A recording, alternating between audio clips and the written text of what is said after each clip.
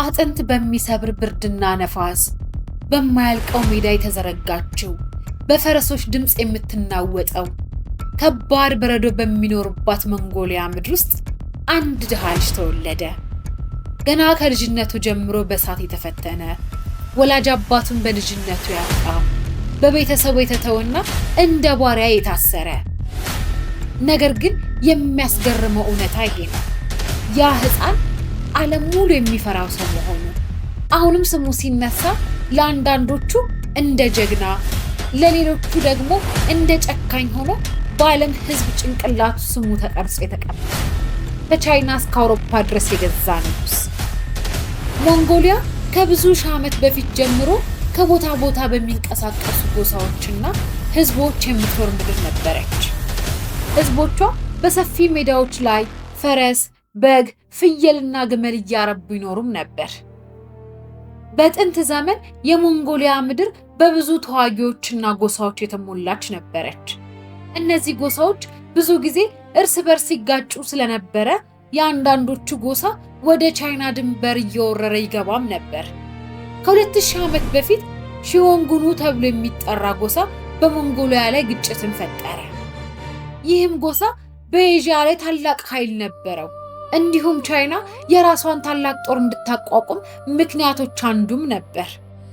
ከዛም በመቀጠል የቱርክ ጎሳዎችና የኡይጉር መንግስታት በሞንጎሊያ ምድር ላይ ነገሱ። ብዙ ጎሳዎችም እርስ በርስ ይጋጩ ነበር። የሞንጎሊያ ህዝቦችም በብርድና በራብ በጦርነት ይኖሩም ነበር። በኋላ ግን ከዚህ ከተከፋፈለ ምድር ውስጥ አንድ ልጅ ተነሳ። ያ ልጅ የጎሳዎችን ጦርነት አቁሞ ዓለምን የሚያናውጥ ኃይል ፈጠረ። እሱ ቴሙጂ ወይም በስልጣን ስሙ ጋንገስ ካን ነበር። ቴሙጂ በ1162 በዛሬዋ ሞንጎሊያና በሩሲያ ድንበር አካባቢ ዴሉን ቦልዶግ በሚባል ስፍራ ተወለደ። ይህ ቦታ ኦናን ወንዝ አጠገብ የሚገኝ ቦታ ስለሆነ ተራራማና ቀዝቃዛ ከባድ አየር ያለው ነበር። ሲወለድም ቀይ ደም ሰውነቱ ላይ ስለነበረ በሀገራቸውም እምነት መሪ ወይም ተዋጊ ይሆናል ብለው ያምናሉ። የቴሙጂ አባት ሱጌ ታዋቂ የጎሳ መሪም ነበር። እናቱ ሆኤሉን ደግሞ በጣም ጠንካራና ብልህ ሴት ነበረች። የቤተሰቡ የመጀመሪያ ልጅ የሆነው ቴሙጂ ገና በ9 ዓመቱ ነበር የጎሳ የስልጣን ቅሚያ ስለነበረ አባቱን በሌሎች ጎሳዎች በመርዝ ያጣ። ያን ቀን ሁሉም ነገር ተቀየረ። አባታቸው እያለ የተከበረው ቤተሰብ እሱ ከሞተ በኋላ ይህ ቤተሰብ ከኛ ጋር አይጠቅምም በማለት አገለሏቸው። እናቱ ሆኤሉ ቴሞጂንና ሌሎች ልጆችን ይዛ በረሃብ መኖር ጀመረች። አደን ወጥተው አውሬ አድነው ከመጡ እነሱ ቤት ፋሲካ ነው፣ ካጡ ደግሞ የተለያዩ ስሮችን እየበሉ ጾማቸውን እያደሩ ኑሯቸውን መግፋት ጀመሩ። ችግር ብልሃትን ያስተምራል አይደል የሚባለው። ለቴሙጂ ችግር አንድ ነገር አስተማረው። ሰዎችን ካላመንክ ነግሰህ ትኖራለህ። ከዛም ችግርን ለመጋፈጥ ቆርጦ ተነሳ። ነገር ግን ያላሰበው ነገር ገጠመው። የቤቱ የመጀመሪያ ልጅ ስለሆነ የአባቱን መሪነት ይይዛል፣ እኛንም ያጠፋናል በማለትና በመስጋት ካይቺውድ የሚባል ሌላ ጠላት ቴሙጂን ያዘው። ከያዙትም በኋላ በእንጨት ቀንበር በማሰር ከባባድ ስራዎችን ያሰሩትም ነበር። እቅዳቸው እንዲሞት ስለነበረ ምግብ የሚሰጡትም አነስተኛ ነበር። አንድ ቀን ሌሊት ግን እድል ከሱ ጋር ነበረች። የተመደበለት ጠባቂ ተዘናግቶ ስለነበረ ቀንበሩን ሰብሮ ከታሰረበት ቤት አመለጠ። አካባቢም ወንዝ ስለነበረ ወንዝ ውስጥ ተደብቆ ሌሊቱን አሳለፈ። በዛን ቀን ወደ ቤተሰቡም ተመለሰ። ያች ቀን ግን ለእርሱ አዲስ ህይወት መጀመሪያ ሆነች። ሰዎችን መሰብሰብ ጀመረ። የመረጣቸውም ሰዎች በዘርና በሀብት አልመረጠም። ታማኝ ከሆንክ ከኔ ጋር ነህ ይልም ነበር። ይህ ነገር ለሞንጎሊያን ህዝቦች አዲስ ነገርም ነበር። ብዙ ድሃዎችና ጠፍተው የነበሩ ሰዎችም ወደሱ እየመጡ ጦሩን መቀላቀል ጀመሩ። በዚያን ጊዜ ሞንጎሊያ በብዙ ጎሳዎች ተከፍላም ነበር። ጎሳዎቿ እርስ በርስ ይጣሉና ስልጣን ለመያዝ ያለማቋረጥ ይዋጉም ነበር። ነገር ግን የቴሙጂ ህልም ከሌሎች የተለየ ነበር። ሁሉንም የሞንጎል ጎሳዎች በአንድ ጦር ማሰባሰብ ይፈልግ ነበር። ሰዎች ግን ሐሳቡን አልተቀበሉትም። አንዳንዶቹ ሳቁበት፣ ሌሎቹ ደግሞ አቃለሉት። እሱ ግን ሐሳቡን አልቀየረም ነበር። እንደውም በተቃራኒው አንድ ባንድ ጠላቶችን ማሸነፍ ጀመረ። ቀስ በቀስም ጎሳዎችን ከራሱ ጦር አስገባቸው። ጦሩንም አስፋፋ። በ1206 አብዛኛውን የሞንጎል ጎሳዎች ሰበሰበ። በዛ ታሪካዊ ቀን ቴሙጂ ጋንግስ ካን ተብሎ ተሰየመ። የጋንግስ ካንን ስያሜ የሁሉ መሪ ወይም ታላቁ ካን ማለት ነው። አንድ ህዝብ፣ አንድ ሀገር፣ አንድ ንጉስ የሚል ሐሳብ የነበረው ጋንግስ ካን የሞንጎል ጎሳዎችን አንድ ካደረገ በኋላ የተለያዩ ከተሞችንና መንግስታትን ማጥቃት ጀመረ። የጋንግስ ካን ስሙ እንደ አስፈሪ ነፋስ ከአንድ ምድር ወደ ሌላኛው የዓለም ምድር መሰራጨት ጀመረ። ስሙ ሲጠራ መንግስታት ይንቀጠቀጡና ከተሞች በፍርሃት ይጨልሙም ነበር። በ1218 ጋንግስ ካን ወደ ኩዋራዝሚያን ኢምፓየር የንግድ ካራቫን ላከ። እነዚህ ነጋዴዎች ሸቀጦችን ብቻ አልያዙም፣ ሰላምና የንግድ ግንኙነት መልእክትም ይዘው ነበር። ነገር ግን ኦትራ የተባለችው የከተማው ገዢ እነሱን ሰላዮች ናቸው ብሎ አሰራቸው። ከዚያም ብዙዎቹ ተገደሉ። መሞታቸውን የሰማው ጋንግስ ካን በቀጥታ ጦርነቱን አልጀመረም። ይልቁንም 3 መልእክተኞችን ወደ መሐመድ ዘሰከንድ ኳራዝሚያን ላከ። መልእክቱም ቀላል ነበር።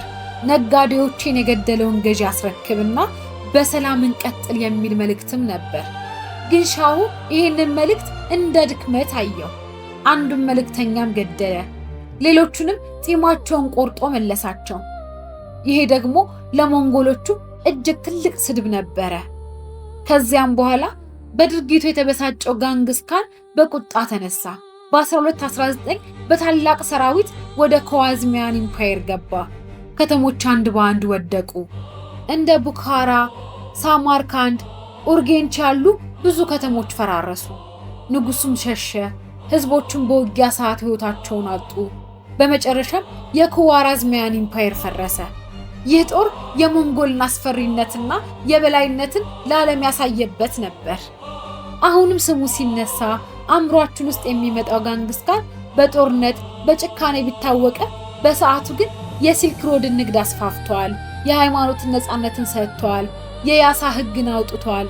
ይህም ማለት የተለያዩ የሞንጎሊያ ነገሮችን አንድ ማድረግ ማለት ነው። ጋንግስ ካን ብዙ ሚስቶች የነበሩ ሲሆን ዋና ሚስቱ ቦርቴ ነበረች።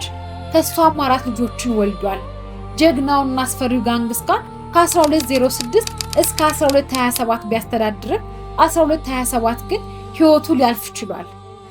የሞቱ ምክንያትም እስካሁን ድረስ በትክክል አይታወቅም።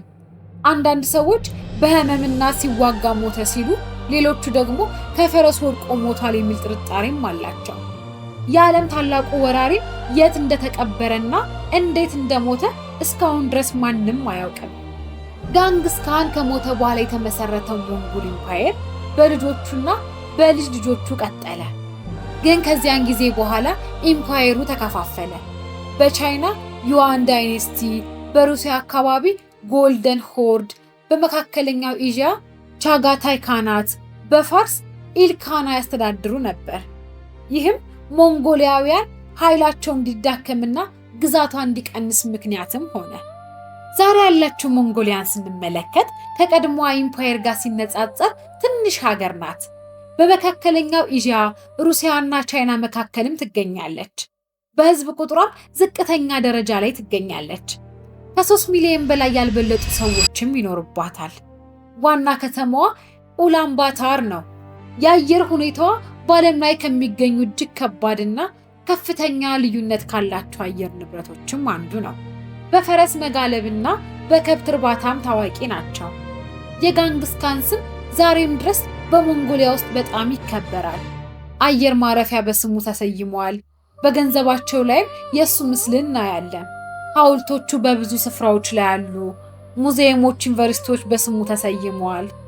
ብዙ ሞንጎላውያንም ጋንግስ ካንን ሀገርን አንድ ያደረገ ጀግና ብለውም ያዩታል። ምክንያቱም የተበታተኑ ጎሳዎችን አንድ ህዝብ አድርጎም ነበር።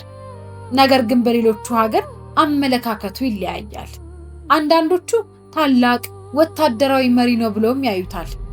ሌሎቹ ደግሞ በጦርነቶች ምክንያት እጅግ ጨካኝም ነበር ይላሉ። ስለዚህ ጋንግስ ካን በታሪክ ውስጥ ጀግናም አስፈሪም አውዳሚም ተብሎ የሚታወስ ሰው ሆኖ ቀርቷል። ቪዲዮአችንን እስከ መጨረሻው ድረስ ስለተመለከታችሁ እናመሰግናለን። እንደዚህ አይነት ቪዲዮ እንዲደርሳችሁ ላይክ፣ ሼር፣ ሰብስክራይብ በማድረግ ፍቅራችሁን ግለጹልን። በቀጣይ እንድንሰራላችሁ የምትፈልጉትን ሀገር ኮሜንት ሴክሽን ላይ አሳውቁ።